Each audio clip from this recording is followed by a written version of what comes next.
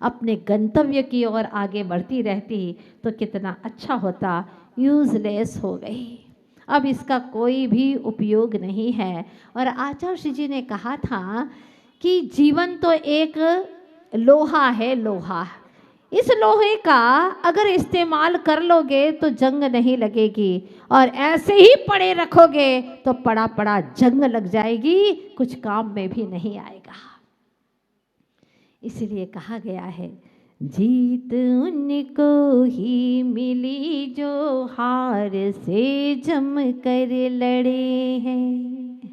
जीत उसको ही मिली जो हार से लड़कर जम कर लड़े हैं। हार हुई, एक बार हुई, दो बार हुई, कितनी बार असफल हो गए, लेकिन अंत तो गत्वा वह सफल हुआ ही हुआ है। ऐसे कई कई व्यक्तियों के नाम आज इतिहास के पृष्ठों पर स्वर्णाक्षरों से लिखे गए हैं। जीत उसको ही मिली जो हार से जम कर लड़े हैं। हार के भय से डिगे जो वे धराशायी पड़े हैं। हर विजय संकल्प के पद पूजती देखी गई है। हर विजय संकल्प के पद पूजती देखी गई है। वे किनारे ही बचे जो सिंधु को बांधे खड़े हैं। वे किनारे ही बचे जो सिंधु को बांधे खड़े हैं। जीत उनको ही मिली जो हार से जम कर लड़े हैं। क्या बात कही है, जो हार से भी जम करके लड़े हैं। आपने कभी देखा होगा नदियों को, जब वह अथाह सागर से मिलने के लिए जाती हैं तो बीच में कई बार बड़ी बड़ी चट्टानें आती हैं। तो चट्टानों को वह जैसे ही नदी स्पर्श करती है तो वह चट्टानें उनको पीछे कर देती है। लेकिन क्या नदी कभी हार मानती है? कुछ सीखो ना नदी से।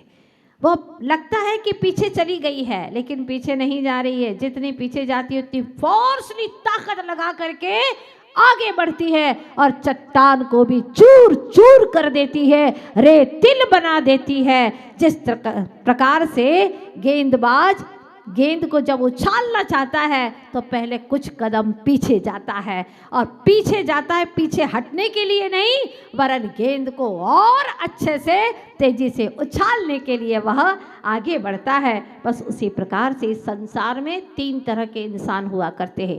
पहले वे हैं, मैं ये काम तो करूं लेकिन कहीं कोई बाधा आ गई तो, कोई विघ्न आ गया तो विघ्न के भय से वो इतने डरपोक रहते हैं कि कार्य को शुरू ही नहीं करते। दूसरे तरह के वे लोग हैं जो कार्य तो शुरू करते हैं लेकिन थोड़ा सा भी कोई विघ्न आ गया तो चुप बैठ जाते हैं। हमसे कुछ नहीं होगा, हम कुछ नहीं कर सकते, हम ऐसा कैसे करेंगे, हम पहले सोच भी नहीं पाए, अब तो हमसे कुछ भी नहीं बनेगा। ध्यान रखना, जो अपने आप को हीन मानते हैं, दीन मानते हैं, वो सबसे बड़ा पाप कर रहे हैं। चाहे लाखों बाधाएं आ जाए, लाखों मोह हमें भ्रमित करे। आते हैं लोग, जब घर से निकलने की बारी आई थी तो सारे परिवार को पता नहीं कैसे पता चल जाता है कि रातों रात इकट्ठा कर लिया। जो कभी जिंदगी में नहीं आते थे वो समझाने आ गए। हाँ, बहुत कठिन है, बहुत कठिन मार्ग है, तलवार की धार है, मत चलो, वापिस लौटना पड़ेगा, ऐसा वैसा सब सुनते रहे। गुरुदेव की वो बात याद थी कि गृहस्थ जीवन में तो 22 नहीं 22,000 परिचय हैं, 22,000 तरह के परिचय है, लेकिन मोक्ष मार्ग में तो सिर्फ 22 ही परिचय है। चेतन, घबराना नहीं है। ये सब मोह के भाले फेंक रहे हैं, तेरी आत्मा के ऊपर आक्रमण कर रहे हैं, लेकिन तुझे इस आक्रमण से कोई फर्क नहीं पड़ना चाहिए। इनको करने दो। अज्ञानी अपना काम करेगा, नहीं करेगा तो फिर वो मोही जीव कैसे कहलाएंगे? क्या जबरदस्त सूत्र दिया है, सुनिएगा बड़े ध्यान से। ऐसी स्वानुभूति करो कि तुम्हें औरों की सहानुभूति की जरूरत ही ना पड़े। क्या बात कही है, लिख लीजिएगा अपने गिरेबान में, अपने हृदय की डायरी पर। ऐसी स्वानुभूति कर चेतन कि तुझे औरों की सहानुभूति की जरूरत ही ना पड़े। पंजाब की वो घटना मुझे याद आती है कि स्कूल के कुछ छात्रों ने प्रधानाध्यापक से कहा कि कहीं पिकनिक के लिए ले जाएं। तो ठीक है, प्रधानाध्यापक ने सबको कह दिया कि ठीक है, मेरी अनुमति है और शनिवार के दिन पिकनिक के लिए सभी चलेंगे। अब एक बालक था, वो भी आया, माँ से कहा माँ कल पिकनिक को जाएंगे, 24 घंटे का समय है पिकनिक का, कुछ अच्छा सा भोजन हमें भी दे देना। माँ बहुत उदास हो गई, बेटा अपने पास में तो आज कुछ नहीं है और आने वाले 2 दिन तक कुछ आने वाला भी नहीं है, क्योंकि तू जानता है अपने घर की स्थिति, सिर्फ खजूर है बेटा और कुछ भी नहीं है अपने पास खाने को। तो ये बात जब पिता ने सुनी कि मेरा बेटा स्कूल में पढ़ता है, पढ़ने में बहुत अच्छा है, होशियार है और सारे बच्चों के साथ में जा रहा है, क्या खाएगा, मैं किसी पड़ोसी के वहाँ से कुछ उधार लेकर के आता हूँ। वो पिता गया उधार लाने के लिए, तो बेटे ने हाथ पकड़ लिया, नहीं पिताश्री, दूसरों के अधीन होकर के अपना रुतबा मैं नहीं दिखाना चाहता, मैं दूसरों की कृपा पर नहीं जीना चाहता, मैं आपकी संतान हूँ पिताजी, मैं खजूर ही लेकर के जाऊंगा और वही खा करके रहूंगा जो हमारे घर में वही तो लाएंगे। वो कौन था बालक मालूम है आपको? लाला लाजपत राय थे। ये छोटी छोटी बातें जब सुनते हैं तो हमारा हृदय भी द्रवित हो जाता है, हमारा हृदय भी ऐसे भावों से भर जाता है कि हम भी अपने जीवन में कुछ अच्छाइयों की शुरुआत करें, क्योंकि अच्छाइयों से ही व्यक्ति अच्छा और महान बनता है। बाहरी प्रक्रियाओं से कभी कुछ नहीं होता, चाहे कितना ही कर लो आप, अगर आपका व्यक्तित्व निखार पर नहीं है, विकासशील नहीं है, तो यकीन मानिएगा कि आप चाहे बाहर में कितना ही अच्छा बोलो, चाहे कितना ही अच्छा दिखाने की कोशिश करो, प्रभु मुझे अच्छा दिखाना नहीं है, मुझे अच्छा होना है, मुझे अच्छा होने के लिए बस अब अपने अंतरंग में पुरुषार्थ करना है। तो आज आप लोग भी ये तय कर ले कि जीवन में अनंत अनंत काल बीत गया ऐसे ही भटकते भटकते भटकते, लेकिन हम भटकने वाले नहीं हैं। हमें जिन शासन मिला है, सदगुरु आचार्य श्री विद्यासागर जी महाराज जैसे संत मिल गए हैं, माँ जिनवाणी मिली है, सब कुछ मिल गया है, जिनेंद्र देव मिल गए हमें। तो अब तय करिए, हर दिन एक एक दुर्गुणों को मिटाएंगे, एक एक सद्गुण को प्रकट करेंगे। इतना छोटा सा काम हम अपने लिए कर सकते हैं कि नहीं? बोलो ना, करिएगा। भव्य जीवों, पीढ़ी दर पीढ़ी के लिए इतना धन इकट्ठा करते हो, कुछ मिलने वाला नहीं है, सब लड़ेंगे झगड़ेंगे और विषय भोग में अपना समय व्यतीत करेंगे, वो धन दौलत से व्यसनों में लगाएंगे, इधर उधर बर्बाद करेंगे। लेकिन अगर आपने 24 घंटे में 24 मिनट भी अपने लिए दिए, एक घड़ी आधी में पुनः आध, कबीरा संगत साध की मिटे कोटि अपराध, करोड़ों अपराधों को मिटाने वाली है। तो आपको ही आज अंतरंग में संकल्प करना होगा कि हर दिन एक बुराई को हम मिटाएंगे। हमारी बुराई जैसे सबसे बड़ी बड़ी बुराइयां आपको तो स्वयं को समझ में आती ही है, सबको अपनी अपनी बुराइयां समझ में आती है। मुझे बहुत जल्दी गुस्सा आता है, मैं एकदम बहुत जल्दी किसी के बारे में बुरा सोच लेता हूँ, है ना, एकदम मैं बहुत बुरा बोल जाता हूँ, कुछ भी बोलता रहता हूँ। आज से मैं अपने वचन पर कंट्रोल करूँगा। बहुत सुने प्रवचन, लेकिन जब तक आचरण में नहीं आएंगे तो जीवन का आनंद नहीं आएगा। वो प्रवचन, वो निधि आपकी नहीं बन पाएगी, हमें अपनी निधि बनाना है। आपने कहा था कि भक्तामर की वो महिमा हमारे अंदर कैसे आए, जब आप 10 दिन का विधान करेंगे और समय इतना अच्छा सबके लिए सुटेबल है। मान लो अगर कोई 6:30 बजे नहीं आ पाया है, आधा घंटा लेट आ रहा है, तो वो आ करके पूजन में शामिल हो जाए, लेकिन पूजन अपनी आगे पीछे पूरी कर ले। वैसे तो आप आ ही जाएंगे, मुझे विश्वास है, ऐसा कोई शख्स नहीं रहेगा, क्योंकि जब भक्तामर का ये बृहद भक्तामर महामंडल विधान करेंगे, जिसका एक एक अक्षर बीजाक्षर स्वरूपा है, ऐसा जब ये विधान करेंगे तो एक अक्षर में भी जब आप अर्घ्य चढ़ाएंगे तो आचार्य भगवान कहते हैं कि उसके भीतर के जन्म जन्म के पाप तिरोहित हो जाएंगे। इतनी सामर्थ्य है। तो जब आप 2688 अर्घ्य चढ़ाएंगे तो आपके जीवन में क्या क्या उपलब्धियां नहीं होंगी, सोचिएगा।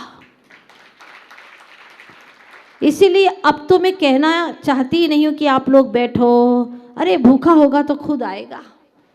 और ये तो अमृत का भोजन है, अमृत है, हर किसी को नसीब नहीं होता।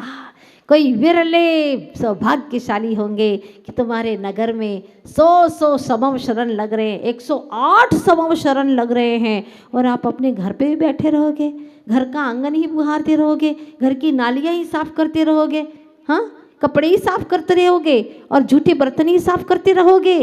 अपनी चेतन आत्मा को साफ कब करोगे?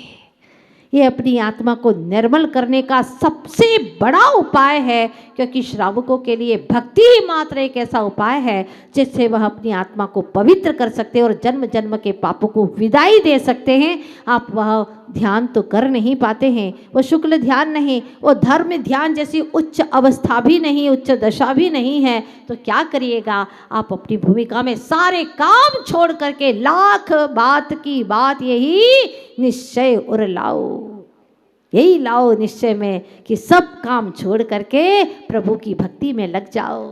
बस ये अवसर मिला है। और जब सामूहिक रूप से इतने लोग भक्ति करते हैं, इतने लोगों की एनर्जी फील्ड इस तरह से चारों तरफ वह गतिशील हो जाता है कि वह ऊर्जा आपके भीतर में बहुत मात्रा में प्रवेश करने लग जाती है। इसीलिए कहना चाहती हूँ, गतिशील करो चरणों को, मंजिल पास नहीं है। गतिशील करो चरणों को, मंजिल पास नहीं है। काल चक्र गतिमान किसी का दास नहीं है। हर श्वास को सार्थक कर डालो तुम, क्योंकि श्वासों का पल भर भी विश्वास नहीं है। श्वासों का पल भर भी विश्वास नहीं है। कहीं उस धारा की भांति सूख न जाओ, इसलिए भक्तामर की भक्ति धारा में डूब जाओ, उस समंदर तक पहुंच जाओगे, परमात्मा के समंदर तक पहुंच जाओगे। आपको अपना गंतव्य मिल जाएगा। अंत में जो हमें अपने गंतव्य की ओर ले जा रहे हैं, ऐसे श्री गुरु के चरणों में चलते हैं 2 मिनट के लिए। सारे जहां से न्यारा विद्या गुरु हमारा हमारा, सारे विद्या गुरु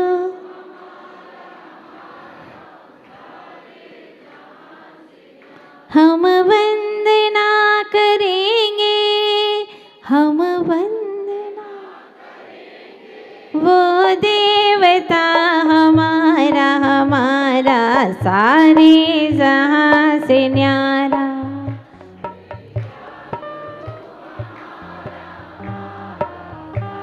गाइए भक्ति से।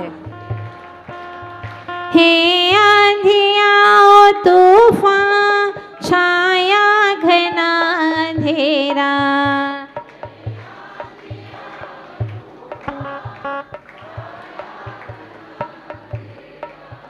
दिखती नहीं है मंजिल, दिखती नहीं है, बस तू ही है सहारा सहारा, सारे जहां से न्यारा।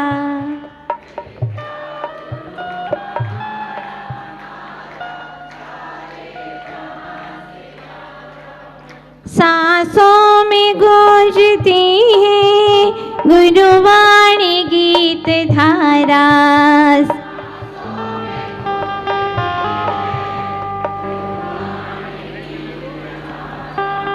जीवन किया हवाले, जीवन किया तू आसरा हमारा हमारा, सारे जहां से न्यारा।